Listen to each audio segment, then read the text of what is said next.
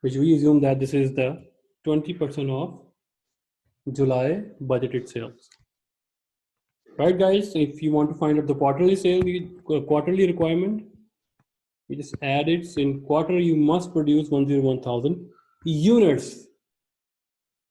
Right? Units. These are the units. Okay.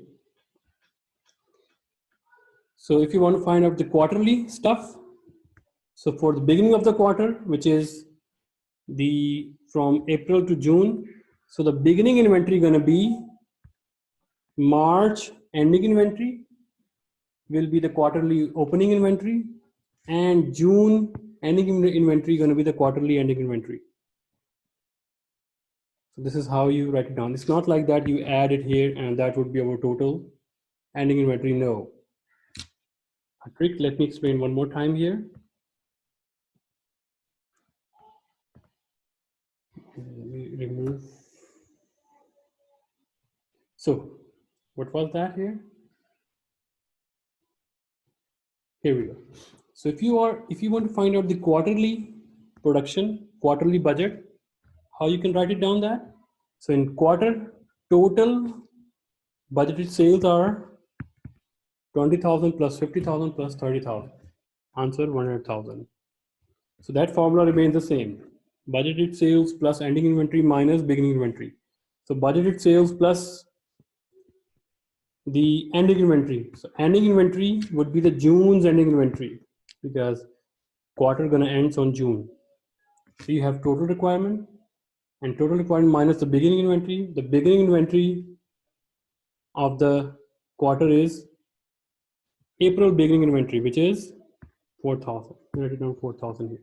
So that is a little trick here. So these inventories are not plus signs here. Okay.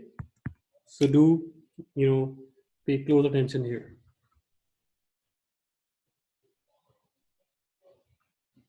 Okay, now our fourth learning objective is that prepare a direct material budget, including schedule of expected cash disbursement for purchase of material.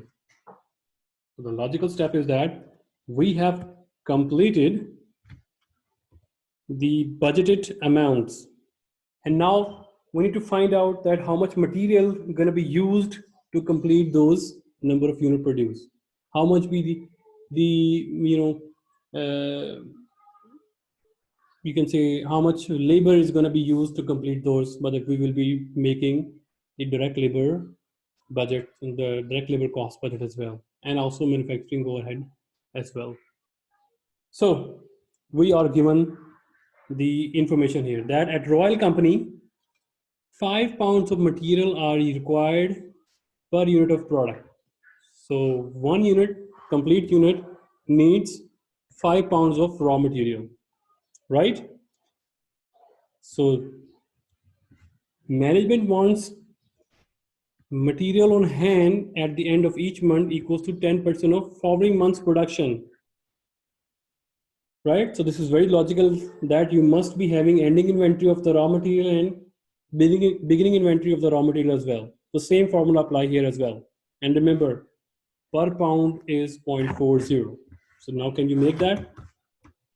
Easy, because we have the beginning inventory of the raw material. That would be the closing entry or ending inventory of,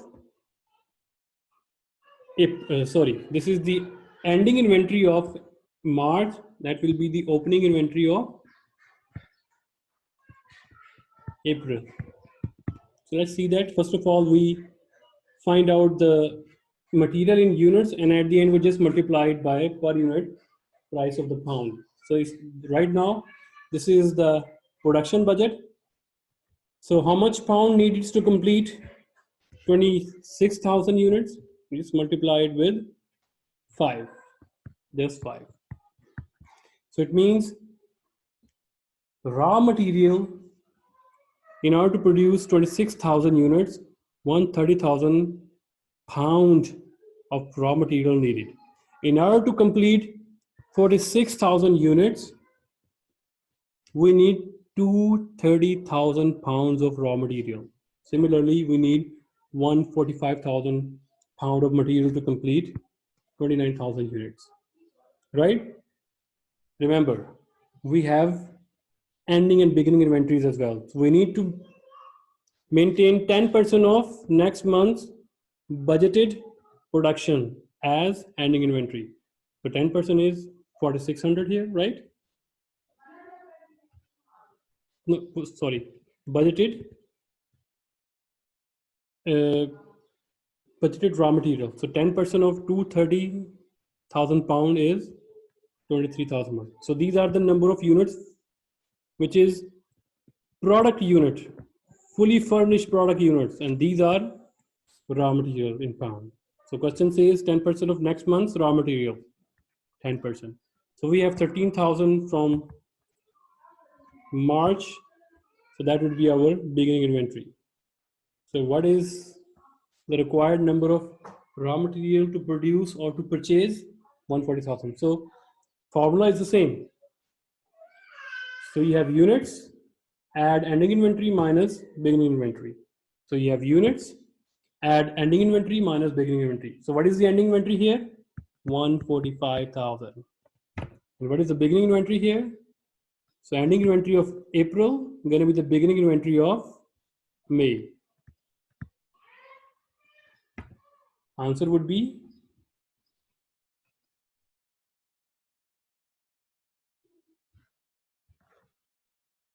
we created a quick check here, right? So same trick is here as well, that the ending inventory of April would be the beginning inventory of May. So now can you calculate the June's one? For that one, we would be needing the raw material production of the July. So I think we assume that it is 11,500. So trick is that the ending inventory of May would be the beginning inventory of June. So if you want to find out the quarterly, so quarterly production needs are, you add them. So this is the quarterly production. Production plus ending inventory going to be the June's ending inventory, which is 11,500. Minus the beginning inventory, which is March ending inventory, or April beginning inventory, 13,000. So that is a little bit trickier. So now it means this much material we need to purchase or produce raw material. If raw material firm is yours and you this much amount of pounds we need to produce, or if you are outsourcing, that this much amount of material you need to produce. You just multiply it with 0.40 per pound. You will find out that this is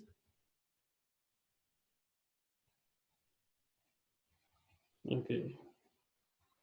So Royal pays 45 per pound for its material. So for April, so you would be needing this much pounds, 140,000 pounds of raw material in April. The Royal company pays 0.40 per pound for the material. So how they pay to their suppliers? Half of the month's purchase is paid for the month of the purchase, and other half is paid for the following. For March, half purchase is 12,000 that you need to pay in April. So in April, you need to pay March 50%, and 140,000 multiplied by 0.5, which is 70,000, is the amount of $70,000 is the amount to purchase 140,000 pounds of raw material. And the payment is that 50% you will pay in April and 50% you will pay in May. So it means 35,000 you will pay in April, and 35,000 of April purchase you will pay in May. Let me just remove all the mess here and see a very nice printed handwriting in typing here. All right, this is Oh, this is 56,000. Sorry, my bad. I thought it's 70,000. Material need to be purchased 140,000. That would be 70,000.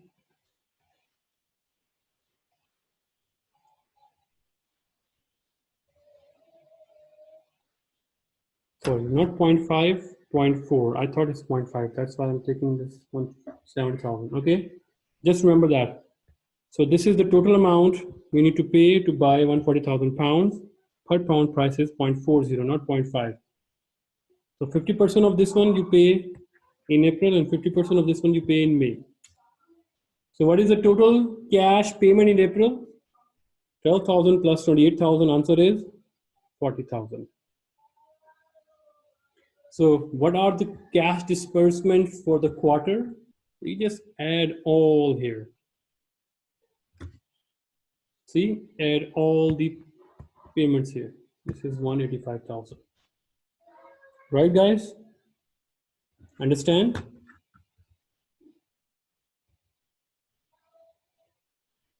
Alima, Ayan, Crystal, Jackie, Leo, Minsu, Timay, Sunho, William, understand?